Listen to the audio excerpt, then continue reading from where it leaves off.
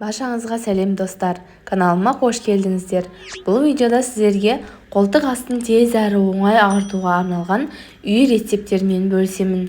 Видеоны жоғалтып алмас үшін каналыма жазылуды ұмытпаңыздар.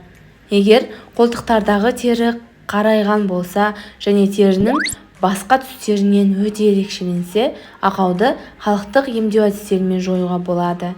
Әрбір үй шаруасындағы әйелдің қолында ағартатын композициялар жасауға болатын көптеген ағартатын ингредиенттері бар.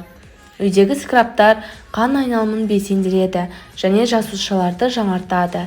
Төменде тиімді скрабтарға арналған рецепттер берілген. Ас содасын қолдану.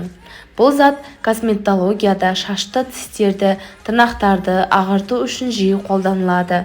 Қолтық астына да жарайды. Бір ас қасық ас содасын бір ас қасық сумен қою қаймақ консистенциясына дейін араластырыңыз. Скрабты қарайған теріге айналмалы қозғалыспен жағыңыз. 3-4 минут массаж жасаңыз. Композицияны шайыңыз және өңделген аймақты құрғатыңыз. Ылғалдандырғыш крем жағыңыз. Лимон шырынымен 100 мл жаңа лимон шырынын және бір ас қасық қантты алыңыз. Ингредиенттерді араластырыңыз. Массаж қозғалыстарымен қолтықтарды сүртіңіз. 3 минуттан кейін өнімді жуыңыз. Ылғалдандырғыш крем жағыңыз.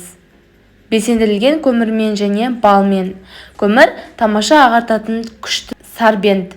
Бал теріні қоректік заттармен қанықтандыратын және регенерацияны тездететін компонент. 2 көмір таблеткасын алыңыз. Ұнтақтап 1 шай қасық бал қосыңыз. Қоспаны қарайған жерге жағыңыз. 3 минутқа қалдырыңыз және шайыңыз. Ылғалдандырғыш крем жағыңыз. Құрамындағы арқылы заттар бар картоп. Күніне 2 рет аршылған картоп тілімен қолтыққа жағыңыз. Өңдеуден кейін 15 минуттан кейін өнімді жуыңыз. Қияр маскасы ағартатын ингредиенттерге бай. Композицияны дайындау үшін сіз орташа қиярды алуыңыз керек. Майды өткіштен өткізіп, 1-2 шай қасық бор қышқылмен араластырыңыз. Алынған композиция 3 минут бойы су ваннасында қыздырыңыз және массаны дәйгеге жағып қолтыққа жағыңыз. 15 минутқа қалдырыңыз. Содан кейін шайыңыз және ылғалдандырғыш кремді қолданыңыз. Ақжелкен шырыны сепкілдер мен пигментацияны жояды. Қолтықты ағарту үшін күніне 2 рет қолданылады. Шырын жаңа сығылған болу керек. Проблемалық аймаққа жағыңыз және 15 минутқа қалдырыңыз және шайыңыз.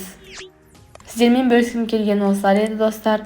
Видео сіздер үшін пайдалы болды деген ойдамын. Каналыма жазылып, лайк басып, пікір қалдыруды ұмытпаңыздар. Келесі видеоға дейін аман сау болыңыздар.